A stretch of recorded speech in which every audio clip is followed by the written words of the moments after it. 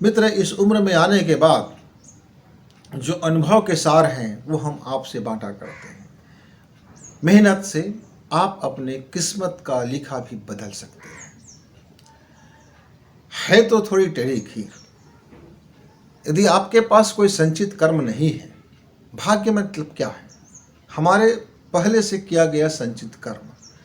मान लीजिए मेरे पास विरासत में करोड़ों रुपया मिला, वो मेरा भाग्य है। और एक बंदे के पास विरासत में 1 रुपया नहीं मिला, वो उनका भाग्य था, जीरो में था। लेकिन वो जीरो में होकर के भी अपने मेहनत करके वह अपने लिए करोड़ रुपए इकट्ठा कर सकता है। और यदि मेरे पास करोड़ रुपया भी है वसीयत मिला हुआ, लेकिन मैं मेहनती नहीं हूँ, तो मैं जीरो में आ सकता हूँ, क्योंकि वह मेहनत बिना वह रुपए धीरे धीरे घटते घटते घटते घटते माइनस होते होते जीरो में आ जाएगा। अब ये हो सकता है कि यदि मैंने करोड़ रुपया मेरे किस्मत में है, यानी वसीयत में है, मैं अपना मेहनत लगा दूं तो मैं ज़्यादा से ज़्यादा धन बना लिया, कम समय में धन बना लिया। मेरे उस मित्र के पास, जिसके पास वसीयत में शून्य था, उसको ज़्यादा मेहनत लगेगा, लेकिन बना तो वो भी लेगा।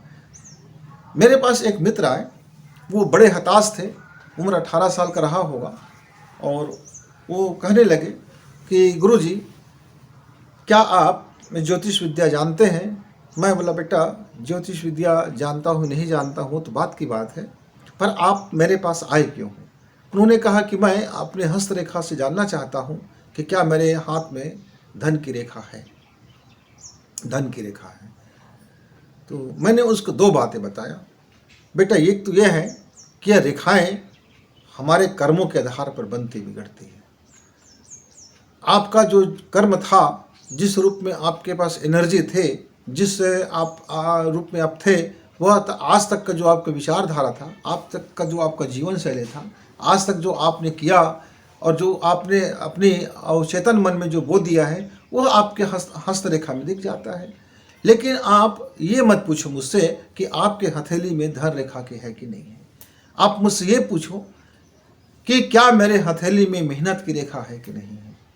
क्योंकि मित्र, धन आपको मिलेगा, हो सकता है कि आप बौरा जाओ, हो सकता है कि आप कुछ का कुछ कर लो, लेकिन यदि आपने मेहनत का पाठ सीख लिया, यदि आपने आपकी किस्मत में मेहनतशील है, परिश्रमी व्यक्ति है, तो आपका भाग्य को बदलना ही पड़ेगा। क्योंकि हर परिश्रमी व्यक्ति के लिए भाग्य का दरवाज़ा खुलता है। वो कहता है कि मुझे खटखटाओ, मैं तुम्हारे लिए खुल जाऊंगा।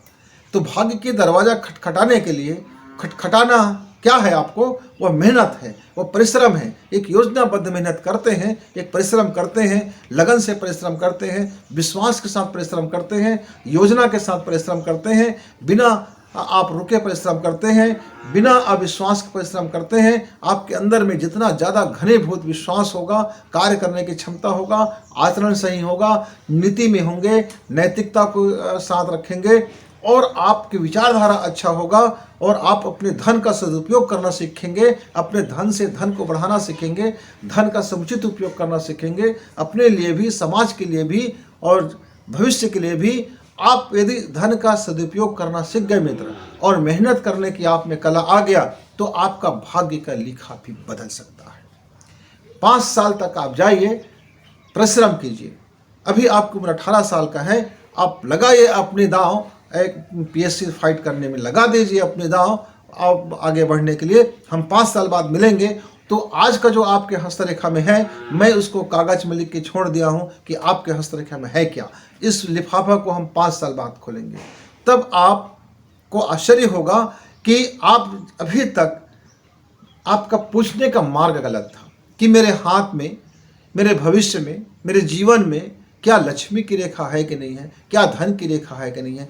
आप मित्र ये पूछते मुझसे, मुझे खुशी होता कि मेरे अंदर में कितनी मेहनत करने की रेखा है, बता दीजिए गुरुजी, तो मैं आपको सहर्ष बता देता कि आप में कितनी मेहनत करने की रेखा है, आप में और कितने आगे कुवत है, और आप अपनी कितना औकात बढ़ा सकते हो, आप अपने कौन सा मंजिल प्राप्त कर सकते हो। मित्र, तो आप अपना प्रश्न सही दिशा में डालिए।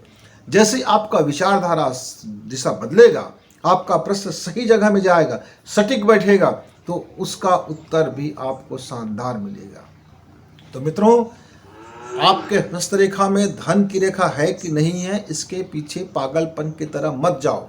किसी ज्योतिषी के पास, किसी वैद्य के पास, किसी लोगों के पास, किसी भंडारी के पास, किसी टोना टोटके के पास, किसी उधम करने वालों के पास, यदि आपको किसी के पास जाना है तो कैरियर काउंसलर के पास जाइए उनके पास, जो आपको ये बताए कि आपके अंदर में क्या खूबी है, आपकी मानसिक बनावट क्या है, आपके अंदर में कितनी एनर्जी पावर है, आप कौन से औकात रखते हो, आप कितना मेहनत कर सकते हो, आप क्या ऊंचाई को प्राप्त कर सकते हो। ऐसे व्यक्ति के पास जाओ जो आपको स्वप्न दिखा सके, उस स्वप्न में चलने का मार्ग दिखा सके, उस स्वप्न में चलने का मार्ग प्रशस्त करे, और उस मार्ग में जो कठिनाइयां हैं उस कठिनाई को भी बता सके, और आपके अंदर की क्षमता को उघाड़ सके, क्षमता को बता सके, आपकी क्षमता को प्रदर्शनी कर सके। मित्र, आपने हनुमान जी का किस्सा तो सुना ही होगा। हनुमान जी निर्बल बने रहते थे, साधारण बंदरों की तरह, साधारण लोगों की तरह निर्बल बने रहते थे, पर जामवंत जी ने उसको जब बताया कि तुम्हारे अंदर कितनी औकात है, तो छलांग लगा दिया समुद्र को। तो आप कभी भी किसी के पास जाते हो तो जामवंत के पास जाइए, जो आपकी औकात को बताए, जो आपकी प्रखरता को बताए, जो आपके भीतर में छिपे हुए गुणवत्ता को बताए, जो आपके अंदर में काबिलियत को बताए। मित्र, आप किसी ऐसे लोगों के पास मत जाइए जो आपको सिर्फ ये बताए कि आपकी भविष्य में, आपके हाथ में क्या नहीं है, क्या कमजोरी है। कमजोरी को बताने वाले लाख लोग मिलेंगे, पर आप विशेषता को बताने वाले कम लोग मिलेंगे। तो चयन कीजिए, ये चयन ही कमाल का चीज होता है कि आप अपने मेहनत से अपनी लिखा भी बदल सकते हैं। विश्वास करिए, मजबूती से आगे बढ़िए, सफल होंगे ही, सफल होंगे ही। मित्र, फिर मिलेंगे, तब तक नमस्कार।